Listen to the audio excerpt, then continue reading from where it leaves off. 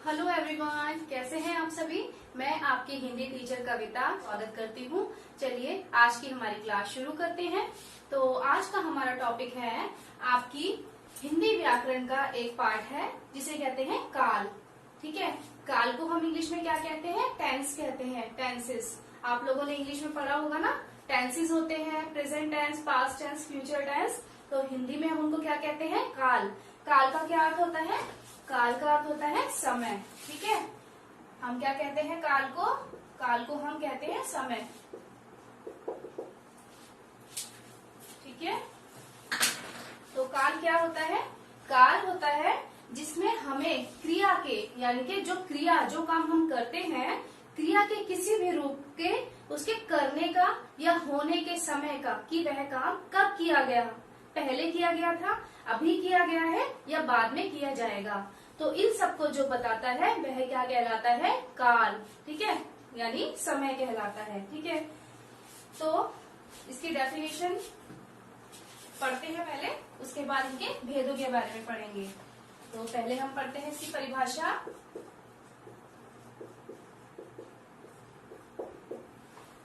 क्रिया के जिस रूप से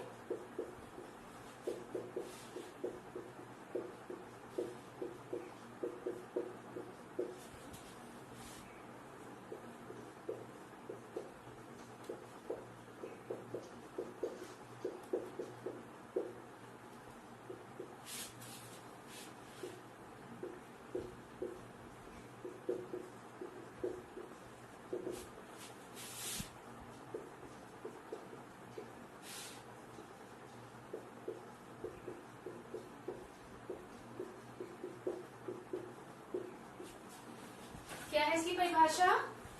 क्रिया के जिस रूप से उसके करने का या फिर होने का समय का बोध हो, टाइम का पता चले, उसे हम कहते हैं काल। ठीक है, काल कहलाते हैं ये। और काल के कितने भेद होते हैं? आप लोगों ने पिछली कक्षा में भी पढ़ा होगा कि काल के कितने भेद होते हैं। तो काल के आपके हिसाब से 3 भेद होते हैं जो आपको अच्छे से पता होंगे। क्या क्या है वो? पहला है भूतकाल, दूसरा है वर्तमान काल और तीसरा है भविष्य काल। है ना, 3 काल आप लोगों ने बहुत अच्छे से पढ़े हैं ना। बल्कि आपको पता है कि काल के जो भेद होते हैं उनके भी भेद होते हैं। चलिए आज मैं आपको यह भी बताऊंगी। ठीक है, तो पहले हम करते हैं काल के मेन भेद क्या होते हैं। तो काल के हमारे कितने भेद होते हैं? काल के हमारे 3 भेद होते हैं।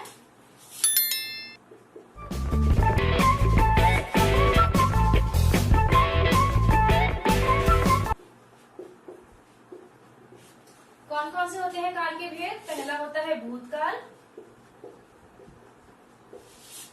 दूसरा होता है वर्तमान और तीसरा होता है भविष्यत काल।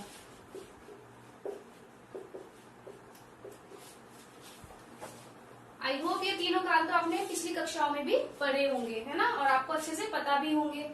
लेकिन आपको कंफ्यूजन किसमें होगी कि काल के जो भेद होते हैं उनके भी भेद होते हैं और उनको हम कैसे पहचानेंगे, हैं? तो फिर हम क्या पहले पढ़ते हैं भूतकाल। ठीक है, दूसरा होता है वर्तमान काल और तीसरा होता है भविष्य काल। तो अभी तक हम लोगों ने क्या क्या पढ़ा? हमने पढ़ा काल की परिभाषा। और काल के कितने भेद होते हैं? काल के 3 भेद होते हैं, भूतकाल, वर्तमान काल और भविष्य काल। और परिभाषा हमने क्या बताई काल की? कि क्रिया के जिस रूप से उसके करने का या होने का समय का बोध हो, मतलब टाइम का पता चले, वह काल कहलाता है। ठीक है, काल के 3 भेद होते हैं, भूतकाल, वर्तमान काल और भविष्य काल। चलिए अब आगे भेदों के भी भेदों के बारे में जानते हैं।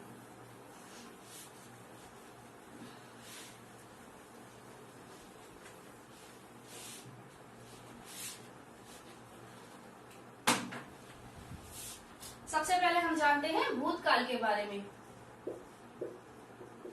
भूतकाल के 6 भेद होते हैं।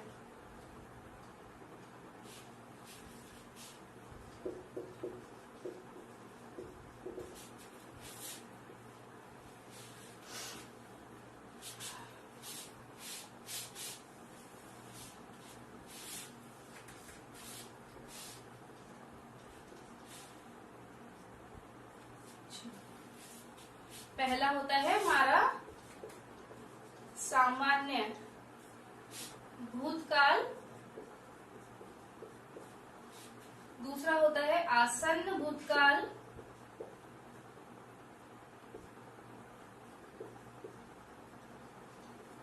तीसरा हमारा होता है पूर्ण भूतकाल, चौथा होता है हमारा अपूर्ण भूतकाल, पांचवा हमारा होता है संदिग्ध, और छठा होता है हेतु हेतु मद, हेतु मद। ये सब क्या होते हैं? भूतकाल के भेद होते हैं, जो कि कितने होते हैं? भूतकाल के 6 भेद होते हैं। कौन कौन से होते हैं? सामान्य भूतकाल, आसन्न भूतकाल, पूर्ण भूतकाल, अपूर्ण भूतकाल, संदिग्ध भूतकाल और हेतु हेतु मद भूतकाल। सुना था आप लोगों ने पहले कभी ये कि भूतकाल के भी 6 भेद होते हैं? नहीं सुना था ना?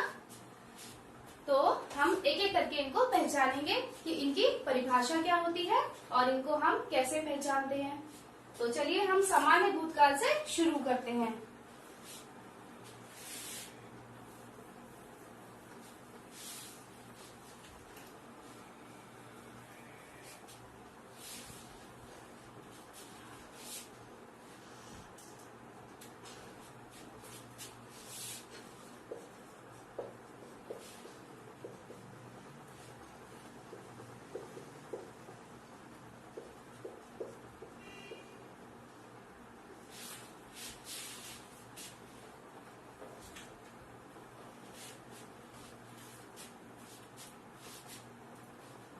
क्रिया के जिस रूप से कार्य के सामान्य रूप से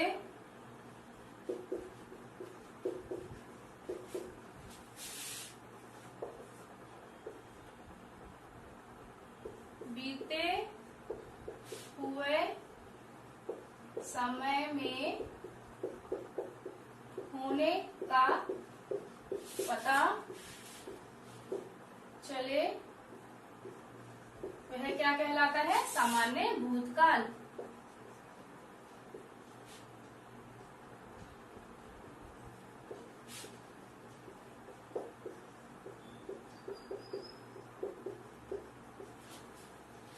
क्या परिभाषा है इसकी? सामान्य भूतकाल की क्रिया के जिस रूप से कार्य के सामान्य रूप से मतलब नॉर्मल तरीके से बीते हुए समय में, जो समय बीत चुका है, भूतकाल है ना। भूतकाल क्या होता है? इंग्लिश में क्या बोलते हैं हम उसको?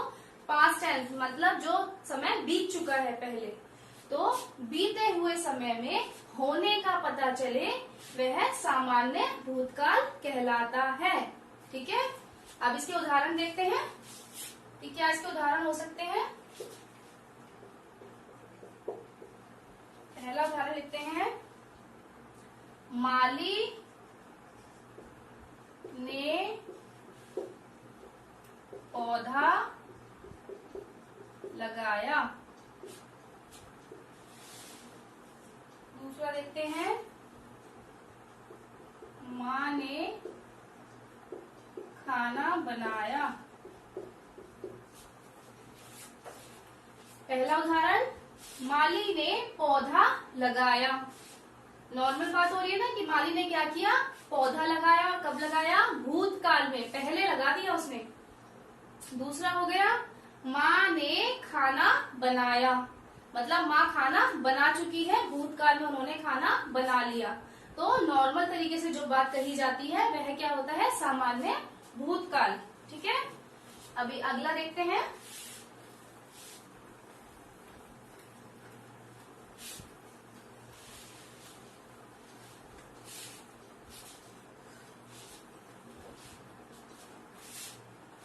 अगला हमारा है आसन्न भूतकाल।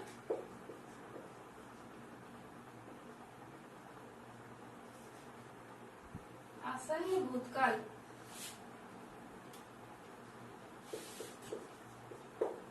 क्रिया के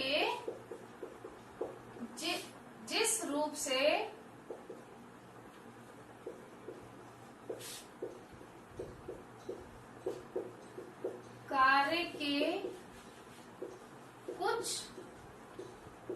समय पहले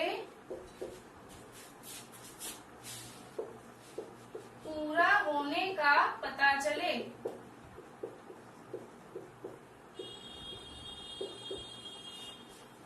वह क्या कहलाता है? आसन्न भूतकाल।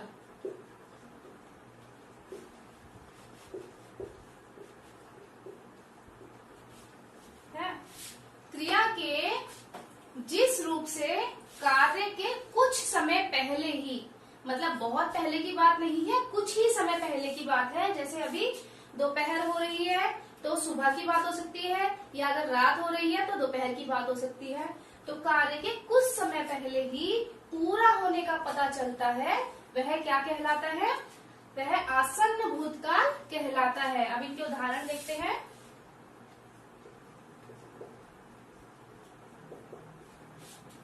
पिताजी फल लाए हैं।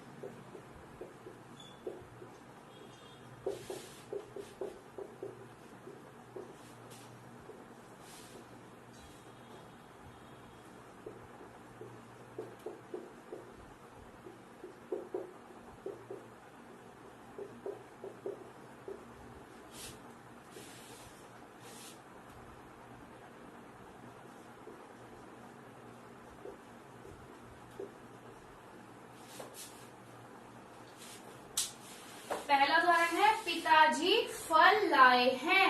ठीक है, मतलब अभी नहीं लाए हैं, पहले लाए थे।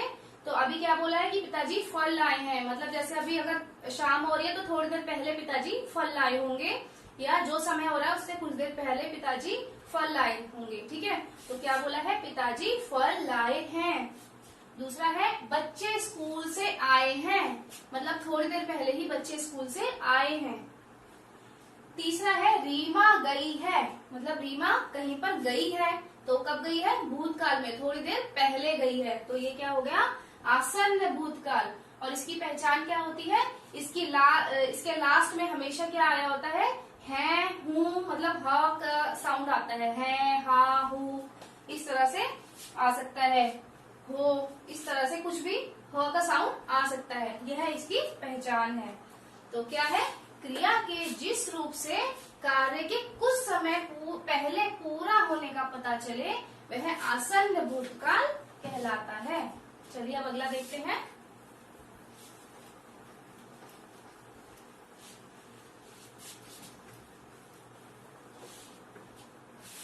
अगला है हमारा पूर्ण भूतकाल।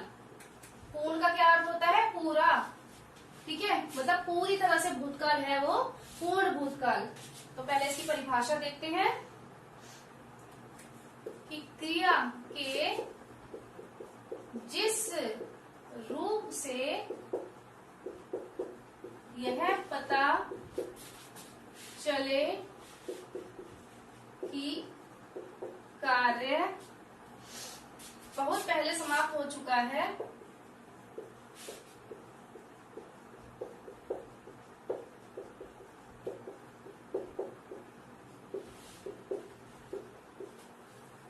बहुत पहले समाप्त हो चुका है, वह पूर्ण भूतकाल है।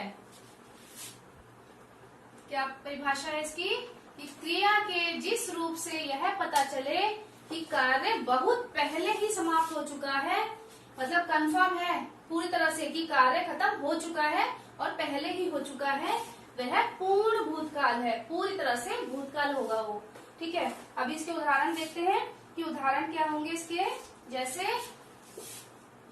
पहला उदाहरण देखते हैं, पीटी उषा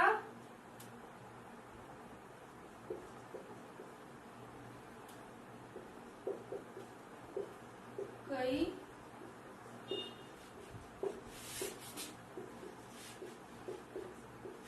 जीते। दूसरा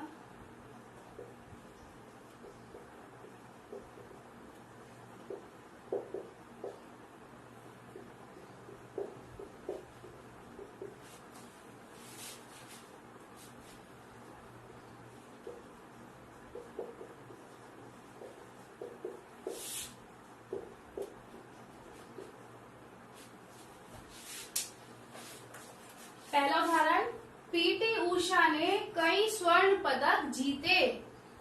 कंफर्म है ना पूरी तरह से ये बात की बहुत पुरानी बात है कि जब पीटी उषा जो थी तो उन्होंने क्या जीता था, एक प्लेयर थी, उन्होंने कई स्वर्ण पदक जीते थे। दूसरा उदाहरण है नेपाल में भूकंप आया था। ठीक है, तो कंफर्म है ये भी बात कि आया था, भूतकाल में आया था, और पूरी तरह से कंफर्म है कि नेपाल में भूकंप आया था। तीसरा है यहाँ वर्षा हुई थी। ठीक है, तो ये भी कंफर्म है कि वर्षा हुई थी पहले, और कहाँ पर हुई थी यह भी कंफर्म है।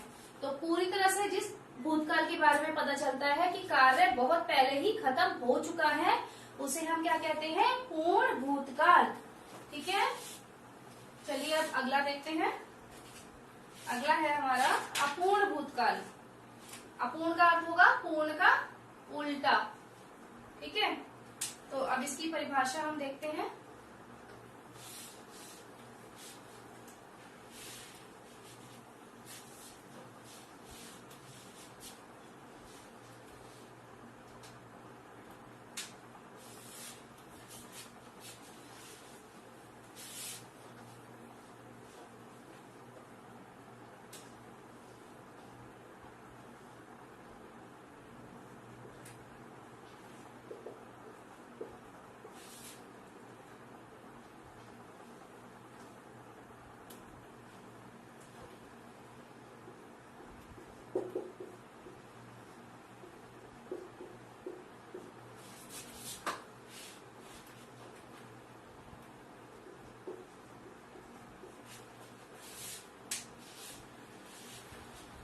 यहाँ पूर्ण का बिल्कुल विपरीत हो जाएगा, उसका उल्टा हो जाएगा। क्या होगा, क्रिया के जिस रूप से यह पता चले कि कार्य अभी तक पूरी तरह से समाप्त नहीं हुआ है, अभी काम चल ही रहा है, तो वह अपूर्ण भूतकाल कहलाता है। ठीक है, मतलब पूर्ण का उल्टा हो गया। पूर्ण में क्या था कि कार्य पूरी तरह से समाप्त हो चुका है, और कब हो गया था, बहुत पहले ही हो गया था।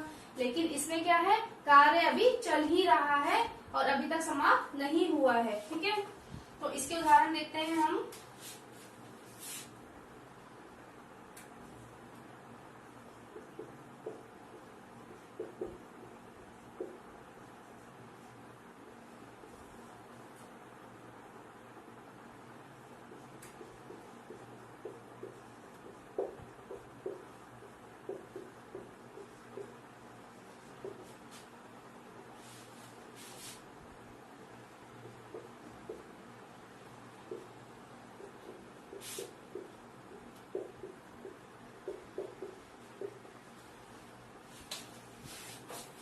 उदाहरण क्या क्या है इसके, कार जा रही थी, मतलब जा रही थी कार। ठीक है, शीला काम कर रही थी, अभी कर ही रही थी, वो अपूर्ण है, पूरी तरह पता नहीं है कि उसने काम समाप्त कर लिया है या नहीं किया है, अभी कंफर्म नहीं है ये बात। तो क्या कहेंगे हम कि शीला काम कर रही थी। ठीक है, अगला हो गया हमारा उदाहरण, छात्र प्रार्थना कर रहे थे, कि जब उन्होंने उनको देखा गया तो क्या कर रहे थे, छात्र प्रार्थना कर रहे थे। अब ये नहीं पता कि उनकी प्रार्थना अभी चल ही रही है या खत्म हो गई है। ठीक है, तो अपूर्ण भूतकाल कहलाया जाएगा, क्योंकि इसमें कंफर्म नहीं है कि काम अभी चल ही रहा है या खत्म हो गया है। ठीक है, अपूर्ण भूतकाल हो गया हमारा। अब अगला है हमारा संदिग्ध भूतकाल।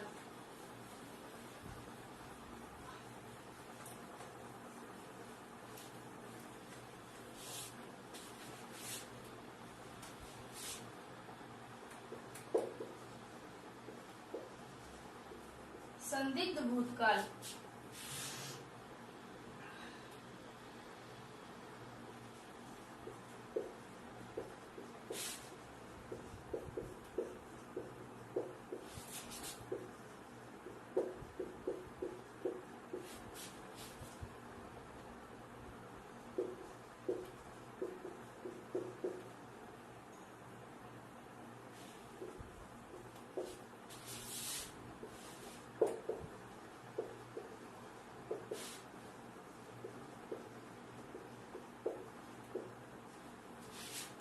भूतकाल की जिस क्रिया पर संदेह हो वह संदिग्ध भूतकाल कहलाता है। ठीक है, मतलब हमें कंफर्म नहीं है, संदेह है, शक है कि वो हुआ है कि नहीं हुआ है।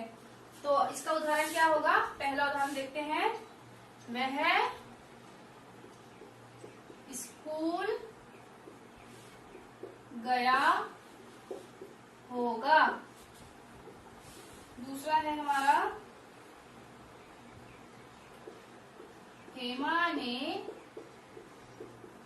गाना गाया होगा।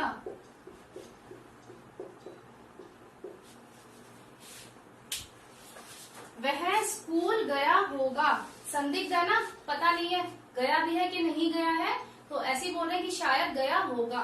तो ये क्या है? संदिग्ध है, कंफर्म नहीं है हमें भी, तो हम क्या बोलेंगे? वह स्कूल गया होगा। दूसरा है, हेमा ने गाना गाया होगा। तो भूतकाल की इस क्रिया पर हमें संदेह है कि गाया होगा उसने, कंफर्म नहीं है कि गाया भी है कि नहीं, पर हम कंफर्म नहीं कर पा रहे हैं, इसलिए हम संदेह कर रहे हैं कि वह काम हो भी सकता है या फिर नहीं भी हो सकता। इसीलिए हमने इसको क्या बोला है कि गाना गाया होगा या स्कूल गया होगा। ठीक है, अभी हम एक और आखिरी रह गया इसका भेद, वो करते हैं।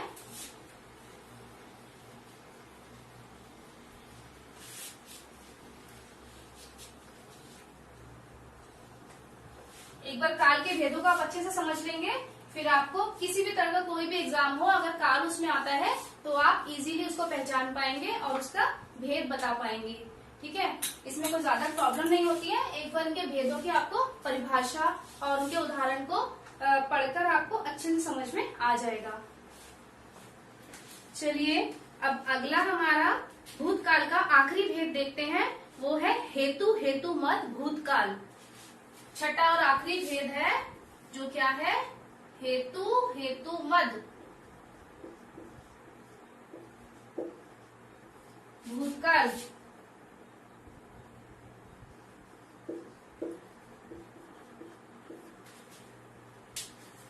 हेतु हेतु मत भूतकाल, ये भूतकाल क्या होता है? इसकी परिभाषा क्या होती है? यदि भूतकाल में क्रिया का होना या न होना किसी दूसरी क्रिया पर निर्भर करता है, मतलब दो क्रिया एक ही सेंटेंस में आएंगी और एक क्रिया दूसरी पर डिपेंडेंट है, तो क्या आता है? हेतु हेतु मत भूतकाल। इसकी परिभाषा लिख के बताती हूँ। यदि भूतकाल में क्रिया का होना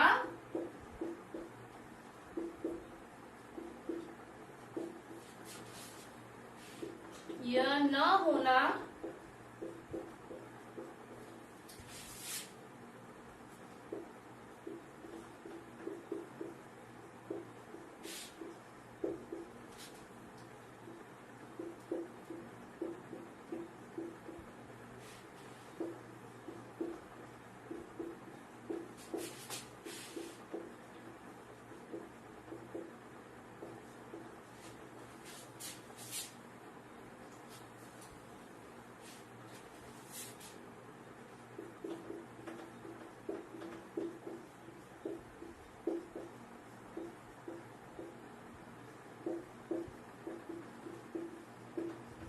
क्या परिभाषा है इसकी? यदि भूतकाल में क्रिया का होना या फिर न होना किस पर डिपेंड करता है? दूसरी क्रिया के होने पर या फिर उसके न होने पर डिपेंड करता है, न होने पर निर्भर करता है, तो वह क्या होता है? हेतु हेतुमत भूतकाल होता है। क्लियर? यदि भूतकाल में क्रिया का होना या न होना दूसरी क्रिया के होने या न होने पर निर्भर करता है, तो वह क्या होता है? हेतु हेतुमत भूतकाल। ठीक है, अभी इसके कुछ एग्जांपल्स बताती हूँ, उदाहरण, जिससे आपको ये और अच्छे से समझ में आ जाएगा।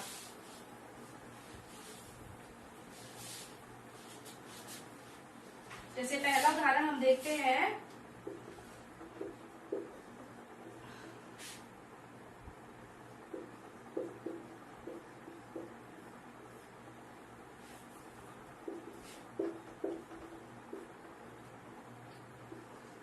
यदि वर्षा अधिक न होती तो फसल खराब नहीं होती।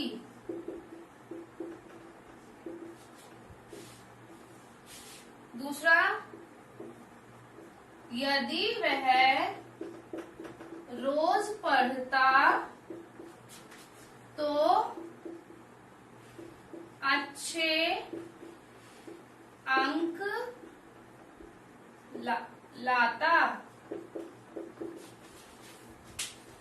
पहला उदाहरण, यदि वर्षा अधिक न होती तो फसल खराब नहीं होती। दूसरा उदाहरण, यदि वह रोज पढ़ता तो अच्छे अंक लाता। अब क्या हो रहा है सेंटेंस में, दोनों सेंटेंस में, कि पहली जो क्रिया बताई जा रही है वो किस पर डिपेंडेंट है, दूसरी क्रिया के ऊपर। कैसे कि अगर वर्षा अधिक नहीं हुई होती, अगर वर्षा कम हुई होती क्या होता, फसल बिल्कुल ठीक रहती। तो क्या बोला है, यदि वर्षा अधिक ना होती तो फसल खराब नहीं होती। मतलब दोनों सेंटेंस एक दूसरे के ऊपर निर्भर है, डिपेंडेंट है। ओके। सेकेंड, यदि वह रोज पढ़ता, अगर वो रोज पढ़ता बच्चा तो क्या करता, वो अच्छे नंबर लेकर आता। ठीक है, तो दोनों सेंटेंस एक दूसरे के ऊपर डिपेंड हैं। यदि वह रोज पढ़ता तो अच्छे अंक लाता। क्लियर। तो बच्चों हमारा यहाँ पर आज भूतकाल हमारा खत्म हो गया है और भूतकाल के भेद भी हमने कर लिए हैं। तो हमने आज की क्लास में क्या क्या किया, हमने किया पहले क्रिया की परिभाषा, क्रिया क्या होती है उसको हम कैसे पहचानते हैं। उसके बाद फिर हमने इनके 3 भेद किए। कौन कौन से किए, भूतकाल, वर्तमान काल और भविष्य काल। और फिर हमने क्या किया, आज भूतकाल के 6 भेद किए। कौन कौन से थे वो, सामान्य भूतकाल, आसन्न भूतकाल, पूर्ण भूतकाल, अपूर्ण भूतकाल, संदिग्ध भूतकाल और हेतु हेतुमत भूतकाल। तो आज की हमारी क्लास का टाइम इतना ही है। अगर मैं और ज्यादा एक्सप्लेन करूंगी आगे वर्तमान काल और भविष्य काल को भी कराऊंगी तो टाइम ज्यादा हो जाएगा, वीडियो बहुत लंबी हो जाएगी। इसलिए आज के सेशन में बस आज मैं यहीं तक कराऊंगी आपको। अगला सेशन जो होगा उसमें मैं आपको वर्तमान काल और भविष्य काल के जो भेद है उनके बारे में बताऊंगी, उनको एक्सप्लेन करूंगी। ठीक है, तब तक आप इस वीडियो को ध्यान से देखिए। और वीडियो में अगर काल के चैप्टर में कोई भी प्रॉब्लम होती है तो आप मुझसे कमेंट करके मुझसे पूछ सकते हैं। कोई भी डाउट होता है आप मुझसे क्लियर कर सकते हैं। वीडियो अगर अच्छी लगती है तो वीडियो को लाइक करिए, चैनल को सब्सक्राइब करिए और बेल आइकन को प्रेस करिए ताकि लेटेस्ट नोटिफिकेशन आपको टाइम टू टाइम मिलते रहें। Thank you.